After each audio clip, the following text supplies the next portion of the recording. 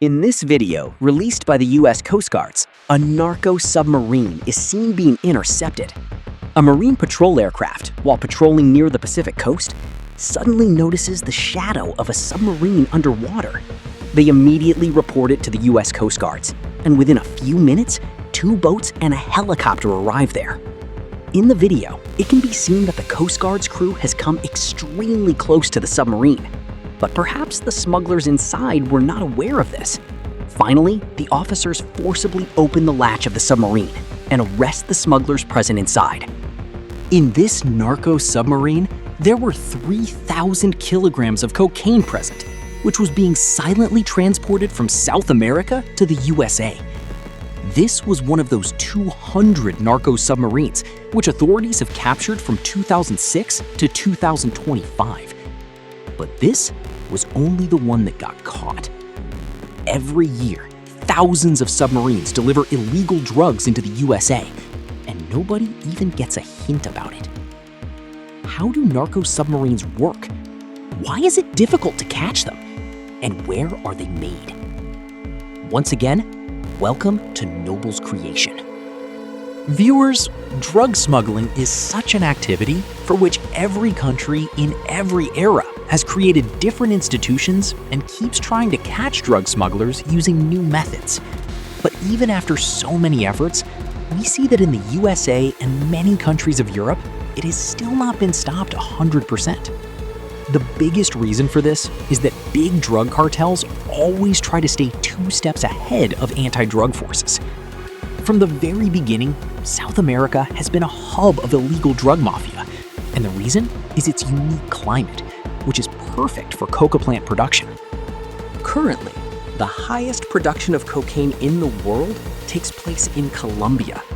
90% of the cocaine seized in the USA is said to be linked to Colombia. After that comes Peru, and then Bolivia. These 3 are South American countries, and together, they are considered the golden triangle of the cocaine industry. Out of all the cocaine in the world, 99.5% is produced in these 3 countries. Now, to transport these drugs from South America to Central America and Europe, different methods have been used. In 1960, when strictness was low, people used to carry it in their luggage and take it through normal passenger planes to Central America and Europe. Then, when strictness increased, sea ships started being used. But because profit margins in smuggling are very high, especially if the product is illegal, during the 1980s, drug mafia started using small Cessna aircraft. These aircraft were flown from Colombia to small Caribbean islands like Normans or to secret airstrips built in the jungles of Central America. This was the era when Pablo Escobar's Medellin cartel controlled 80% of the world's cocaine market. Partners like Carlos later turned islands like Normans into smuggling hubs where these small planes would land. But gradually, due to improvement in radar systems, law enforcement authorities started catching these small aircraft as well. Then, cartels started using speedboats. These were not ordinary speedboats, but were made with specially modified engines. These drug-loaded boats were driven fast to Caribbean islands. By the time Coast Guards noticed them, these boats had already completed their work and returned. But USA and its allies increased marine patrolling on Caribbean and Pacific coasts and installed advanced radar systems. Because of this, tracking these modified speedboats became easier. By 1990, major drug shipments to the USA through air and sea routes had been blocked. And this pressure gave birth to engineering innovation.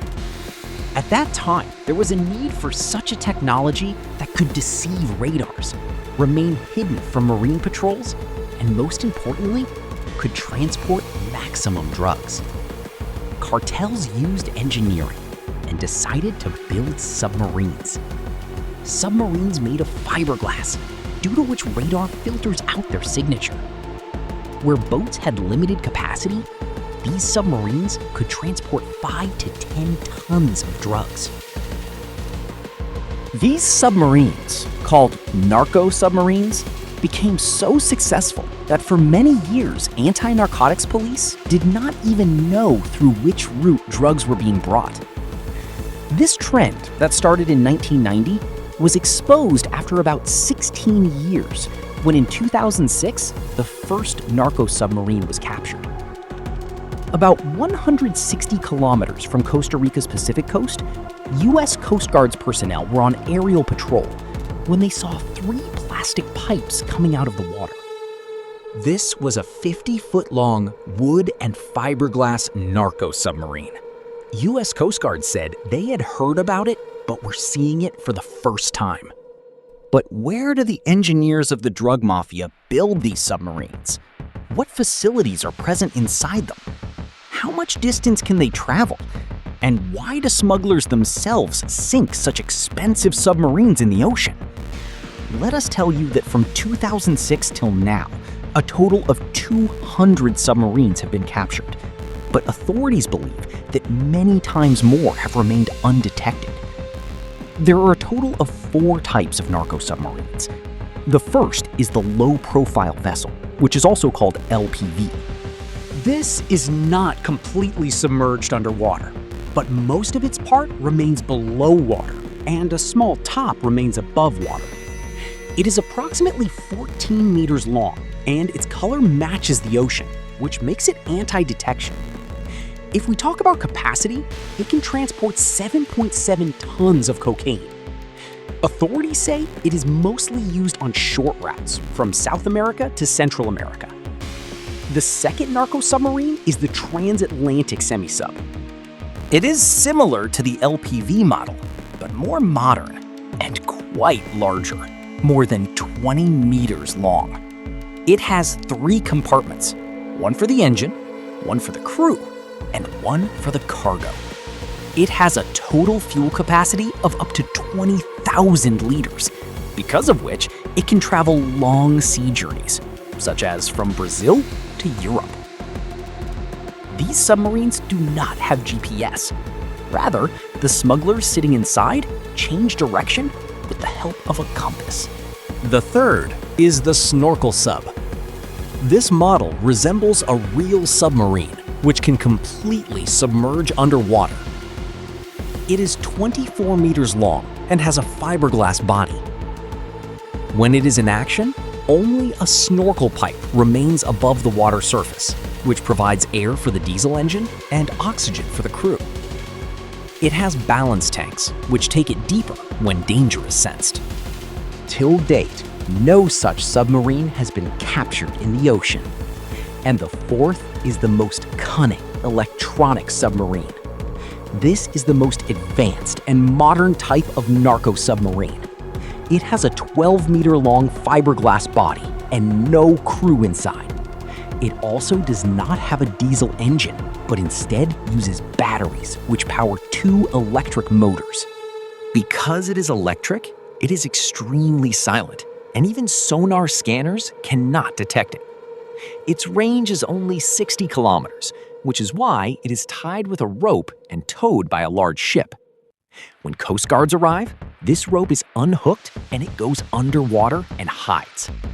Authorities say that till now, this submarine has never been caught in action.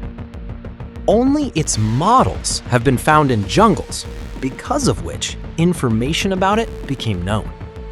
Inside these submarines, there is a small washroom for the crew, a place to sleep there, and energy bars for food and drink. Now let's understand where these advanced submarines are built.